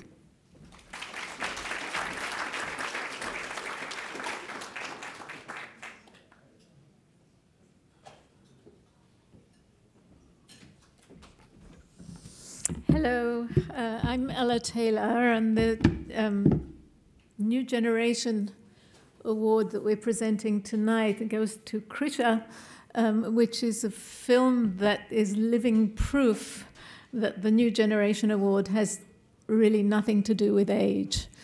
Its director, Trey Edward Schultz, is very young, and his leading lady is not so young. She is also his aunt, and this is a film, an extraordinary film that skates very close to the line between fiction and documentary. I understand that it has a certain amount of resonance in terms of his family, and that he's actually cast various members of his family. In fact, I've had nightmares wondering what it was like on the set. Because it is a film with some very dark themes to it. Krisha Fairchild plays, it's a very, very old premise in which a prodigal daughter, played by Krisha Fairchild, arrives at her very rambunctious extended family home in, I believe, Texas, schlepping behind her a wheelie full of illegal comestibles that are going to be helpful neither to her nor to the rest of the family. Booze and pills and a small dog that she's carrying with her. And that is a film that in principle has been done many times before, but this is not home for the holidays, although it is true that one very well roasted turkey does fall to the ground in extremely slow motion. but it is a searing film. It's very artfully done with a very restless camera and an extremely arresting score. But the film depends very, very heavily on the performance of Krisha Fairchild, who I understand in real life has had a much more positive effect on her family and on Trey Edward Schultz than the one she plays in the movie. And it is an extraordinarily naked performance that commands your attention without doing any special, committing us to any special pleading on behalf of her character. And nonetheless, she plays a character who is suspended between the harm that she does and the trouble she's in. And both the directing and the acting in this film really walk you through both the tragedy and the black comedy of what that is like. So we're very happy to present the award for New Generation to both Trey Edward Schultz and to Krisha Fairchild.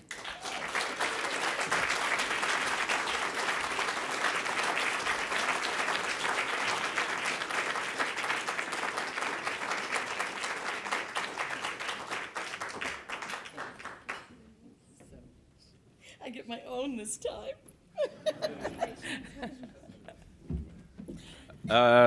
This is a humbling honor.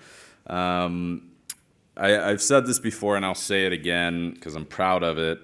We shot this movie in 9 days at my mom's house with a production budget of $30,000. And when you do that, you know, you never know if something like that is going to connect. All we were trying to do is tell something truthful to what we went through. So yeah, you don't know if something like that is going to connect. Once again, I believe the reason that this movie is connected, the reason we are here taking this award, is because of its star and the reason I wrote the movie, and that's for Krisha Fairchild. So she should be the one talking. Thank you so much. And of course, I know for a fact that the reason we made the movie was because a brilliant child could not leave it alone, not his whole life. Not from the very first Batman movie he critiqued to me when he was 6. So it occurs to me that everybody here in this room has been a part of a new generation in their own field at one time or another. When you walk in the first time and you're trying to learn the job as you go. When I first came to Hollywood about 40 years ago, I was only here for 10 years before I ran Screaming, it was big studios. So if you wanted to direct a film, you had to put in a lot of years doing a lot of shit jobs. You needed bags full of money, and you needed powerful people behind you, and the hope that they would allow you to actually complete this movie with your creative vision. A new generation director, as I witnessed, okay, you need a gift, you need an idea. It helps if that idea comes from your own pain, or a lesson that you have to share with the world about opening minds and hearts. You need a digital camera. You need a bunch of talented friends and maybe family. You need a savings account. You need a Kickstarter campaign. And you need a death wish. No, okay, balls of brass. We'll go with that instead of the death wish, all right. Then, if you live through this and you get this made and your mom is stupid enough to let you use her house, then you need an amazing new generation distributor like A24. And then, after that, you need honorable people who work in the field of being critics. All right, the base of that word is criticism, but that is not what you do. I have to agree with Ms. MacLaine. What you do is you observe the films that break your heart and that open minds and that deserve to be noticed, and you don't care what their box office is. You tell people, go see this movie. This new generation, as we represent it, and next year's new generation, and all the years after, are incredibly grateful for what it is that you give us in this award and in what you do. Thank you.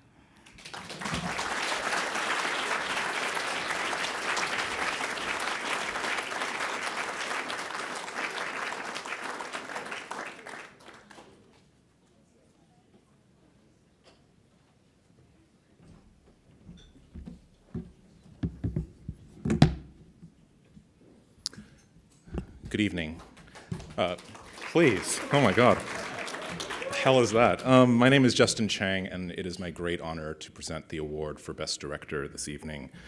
I still remember the first time I saw Moonlight last year at the Toronto International Film Festival. I think it was Jen Yamato and I were sitting there, weeping quietly in the dark as the credits rolled. And I remember during the Q&A afterward that Barry Jenkins was talking, and he mentioned the Taiwanese film 3 times, which directly influenced the 3-part structure of Moonlight.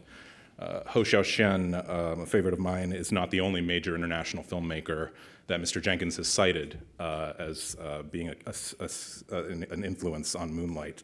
You watch the film, you can sense echoes of the stark realism of Charles Burnett's Killer of Sheep, one of the greatest films ever made about African-American life. You might also sense the wild eroticism and sensuality of the films of Claire Denis, like Beau Travail. Personally, I knew I'd fallen in love with Moonlight when the 3rd act of the movie turned out to be the greatest Wong Kar-wai movie that Wong Kar-wai never made. I mention all this because I think that these allusions and these influences tell us something about the singular intelligence and the very rare cultural and aesthetic curiosity of the man who directed Moonlight. Much has been written, and rightly so, about what an extraordinary milestone that this film represents for black cinema, for gay cinema, for any kind of cinema that seeks to expand the representational boundaries of the medium. At the same time, I think that something is lost when Moonlight is framed as part of a conversation about just diversity, when, rather than are talking about what is, to me, its even more meaningful quality, which is its singularity. We might see 100 films about confused, marginalized young men like Chiron, and I hope that we will. We have to, but I don't think that every single one of them will be quite as special as Moonlight. Barry Jenkins has the talent and the deep compassion to stare deeply into his character's soul, but he doesn't just look inward. He directs his gaze and ours outward into the world, a world that, for all its pain and its confusion, somehow looks more beautiful and more graceful and more hopeful than it did when we first entered the theater. With Moonlight, he is not just imitating the masters. He is showing to us his own mastery. Ladies and gentlemen, the best director of 2016, Barry Jenkins.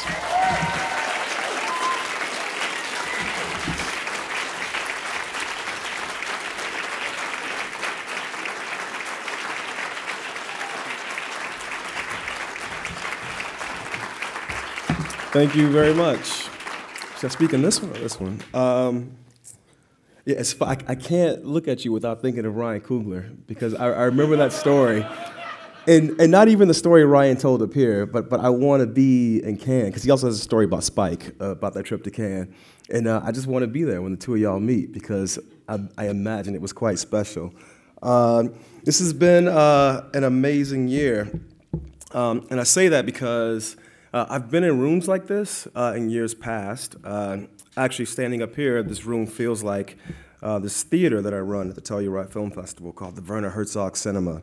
And there are filmmakers in this room who in previous years I would have worked in service of, and I say that humbly. What I do at Telluride is serve cinema. And I serve it humbly, and I've done it since 2002. Michael Barker is here. And in years past, I would see Michael Barker every year, and I would always refer to him as Mr. Barker. But this year, he keeps telling me, no, call me Michael. And I'm like, no, you're Mr. Barker. But he calls me Barry, and he said some very sweet things to me, because this year has been different. Our film premiered at Telluride, where I've done everything under the sun in service to cinema. So to receive an award like this, to be in a room where Isabelle Huppert is sitting right there, in a film directed by Paul Verhoeven, and where Mr. Raoul Peck is sitting over there to my right as well. Just these amazing people who, based on this award, I guess I am in league with this year. So I thank you guys, Los Angeles Film Critics Association, for putting me in league with these people. Next year, I'll be back in service, I promise. But right now, I will stand up here. I want to thank all the folks who who helped make this film possible. When you go 8 years without making a piece, nobody just writes a check. You have to convince them. Joe Morgenstern is right there too. I gotta tell this story. So as we're flying to Telluride from LA, so I've been in Telluride every year the last 14 years. I never get to fly on that plane that goes directly from LAX to Montrose. But this year I did. I was sitting at the restaurant, and Joe, I sat down. He didn't know who I was because nobody knew who the hell I was. And I sat next to Joe Morgenstern, and they weren't bringing his breakfast. I was like, yo, y'all got to bring Mr. Morgenstern's breakfast. But I didn't want to say nothing because I knew he was going to review my film later, but I made sure they brought him his breakfast, and he's here. He's right there. All right, so anyway. What I wanted to say was thank you to, as Krisha said, A24. I always say it 3 times because it was a leap. Before this year, A24 did not finance films. They loved this script, this project so much that they created a new lane, as the kids say, to finance this film. So I thank you guys so very much. Plan B, the same. Adela Romansky, who was married to James Laxton, the cinematographer, my producer. I thank you for picking me up off the ground and saying, you have to make a fucking film. Yes, I did, and thank you for making me make that fucking film. I said this in New York, and I'm going to say it here in LA as well. When this film opened, it opened on 4 screens. There were 2 in LA, 2 in New York. That weekend, the movie performed beyond my wildest expectations. It had a $100,000 per screen average. We're in Hollywood, so I'll talk about numbers. Nobody knew who the hell I was. When you see this poster, nobody knew what the hell that face meant. They went into the cinema because they heard your words. As Mr. Peck said, they went into the cinema because you guys bear witness to the story of Moonlight. I would not be on this stage. I would not be in this conversation, whatever the hell is happening right now, were it not for you guys bearing witness. So I thank you so much from the bottom of my heart. Of all the awards, the one I got in New York, the one I got here in LA tonight, these awards have made me the filmmaker that I am. So thank you very much.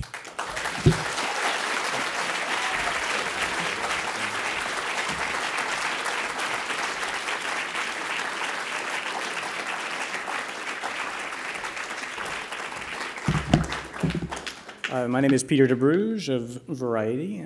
It's nice to be back among you guys. Everyone here knows that I love Isabelle Huppert.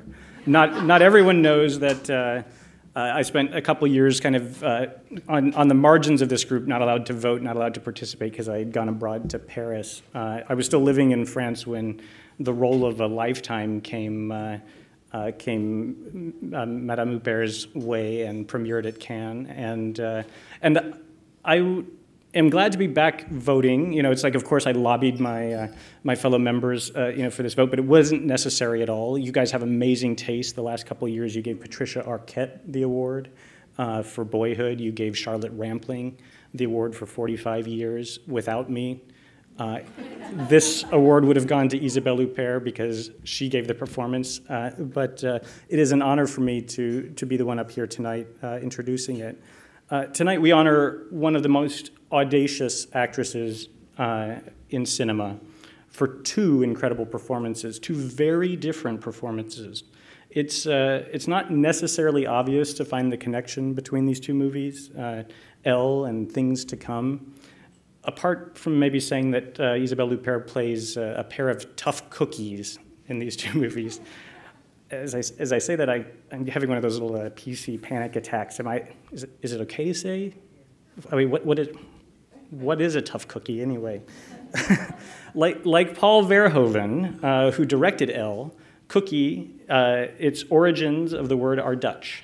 And as I researched the expression tough cookie and smart cookie, it's kind of the same thing, right?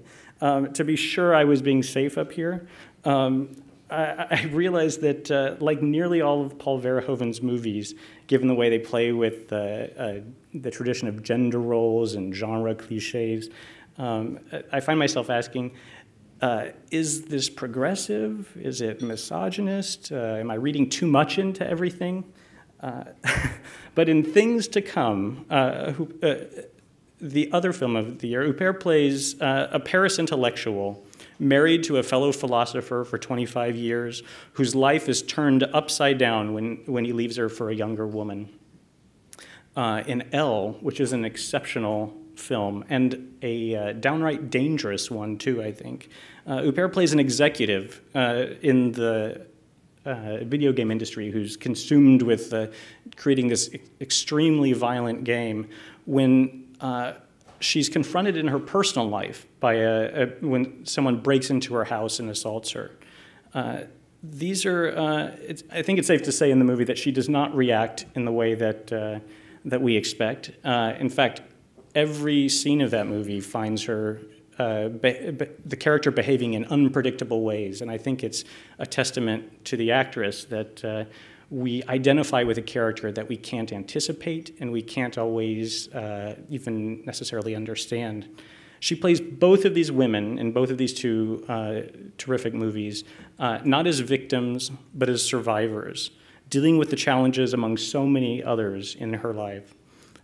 They're demanding roles that call for nuanced performances, and I can think of only one actress on earth capable of capturing the truth and the humanity of these two characters. And so it is my honor to present this year's LAFCA Award for Best Actress to the toughest of cookies, Isabelle Huppert.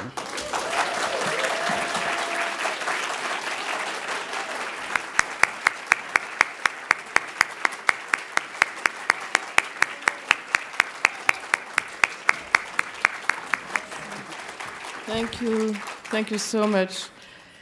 Well, I didn't know I was a cookie, a French little cookie. Thank you so much, Peter. Well, it's such a great honor for me to be here. Again, to make me win in two French-speaking films, which are so special for me. Jack Black tonight was talking about certain roles that Shirley MacLaine took, which sometimes were mistaken for bitches, and no, they are survivors. And I can't think of a better definition for these kind of roles. And also you said that in Paul Verhoeven's film, in Hell, I was sometimes reacting in a very unexpected way. And in fact, I never felt I was really acting. I just felt I was just being. And I really thank, from the bottom of my heart, Paul Verhoeven, as well as Mia Hansen-Løve, for just letting me be and not act. Because as an actress, I never really felt I was meant to act, but just be, and that's a big difference for me. And there's so many people I want to thank tonight. Of course, people who are here tonight. Paul Verhoeven, of course. Paul, I will never stop saying it, and I had many opportunities to say it already. I don't want to sound affected or haughty, but the truth of it is, I've said that before. Paul, you are great. You are just great, great, great. They need you here. We need you there, too, I have to say. And it was such an amazing time of my life as an actress to work with you. If I rewind the film, ever since I saw Turkish Delight long time ago in Paris, in this little movie theater, I saw that film, and it's one of those films which made me feel willing being an actress. And for that, I thank you, Paul, and I will thank you forever, and I hope I'll still have so many opportunities to thank you for it. Thank you, Paul. You are great. You are just great. And among people who are here tonight, of course, I want to thank Michael Barker for his infinite trust and confidence and support from him and from Tom Bernard from Sony Classic Pictures, who is not here tonight. But please, thank you very much, Michael, from the bottom of my heart. And Ben Said, of course, the French producer for that film. And I want to thank also those who are not here tonight. And this is Mia Hansen-Løve, who directed Things to Come. And she's an amazingly bright, very, very young woman director. And Mia, wherever you are, in Paris, if you listen to me, thank you so much for giving me this role. And I want to thank Charles Gilibert, the French producer, Of course, I want to thank the people from the Los Angeles Film Critic Association. They've been following my work ever since I started being an actress, and for that I thank them. They also supported the work of so many great directors I've been working with ever since I started being an actress, and that is, of course, again, Paul Verhoeven. And I want, with great emotion tonight, remember Michael Cimino, with whom I did Heaven's Gate.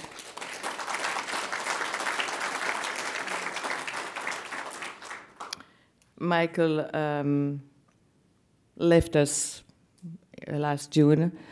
He was one of the most amazing filmmakers I've been working with. I shared with him the most memorable experience of my life as an actress, and that was Heaven's Gate. And tonight also I want to remember with great emotion also Curtis Hanson, with whom I did The Bedroom Window. Rebecca and Rio are here with us tonight. Curtis was an exceptional director. He did one of my favorite films, LA Confidential. And tonight, with great emotions, I remember those two directors whom I met here in this town, in Los Angeles. So I think of them just with lots of emotion. Thank you very much.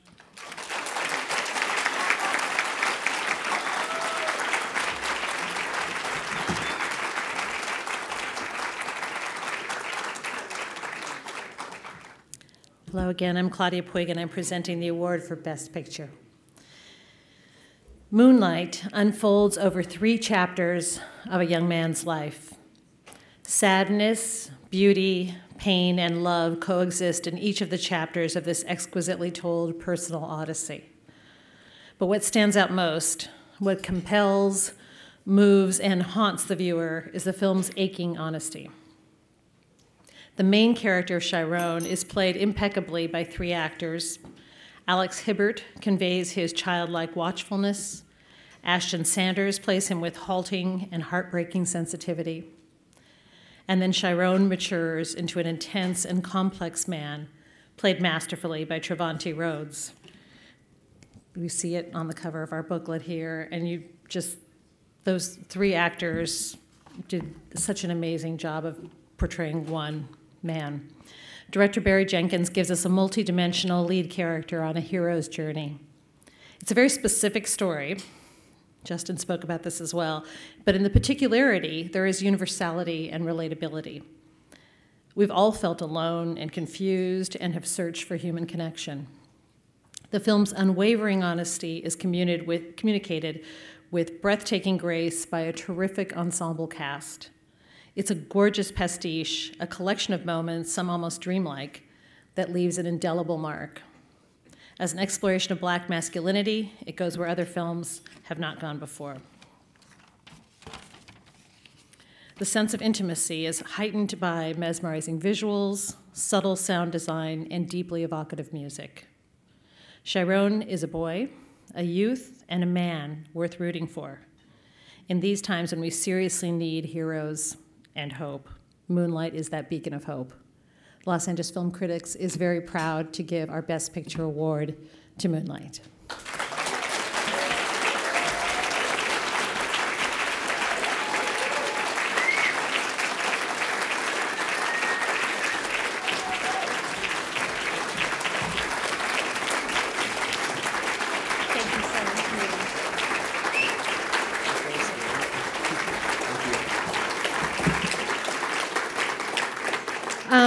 It was my greatest privilege to go home with Barry Jenkins to Miami, specifically Liberty City, to make this film. And it is such a great honor to be back here in the city that we now call home, receiving this honor from all of you tonight. So thank you. And because Barry already gave thanks to our family that we made the film with, I'd like to give thanks on behalf of our Moonlight family back to all of you. Thank you from our cast and from our crew, from our partners at Plan B. Thank you from the crew in Miami with whom we made this film, without whom this movie wouldn't be here. Y'all have been very good to us, critics here in this room and nationwide, and it means so much because we devour your words. You know, every time we premiere a movie, we stay up. I remember being up with this guy in Telluride after the premiere, reading the reviews as they came in, because these movies can live and die by, the words that you choose to write about them. And so they mean so much to us, so thank you. Oh, and I have to say also thank you for acknowledging my husband tonight, because it was really special for me to get to watch him give up and give a speech, so thank you.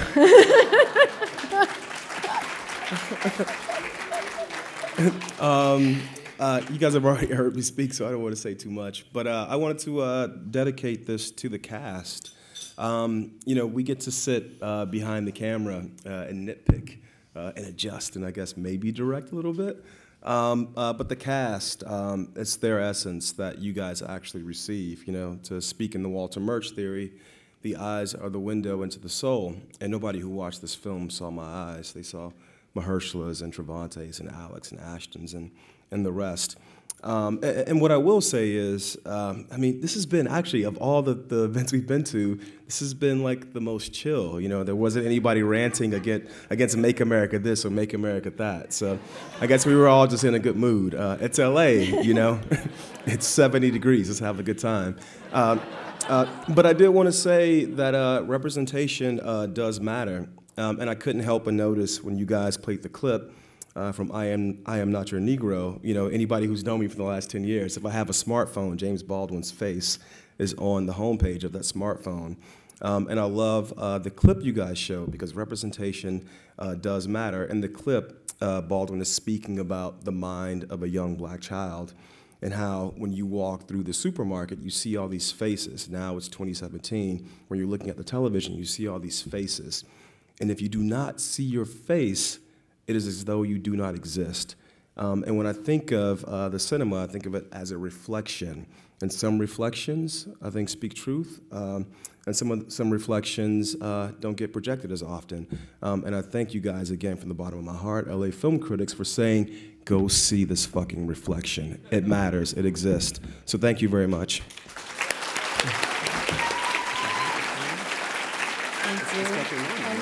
Thank you.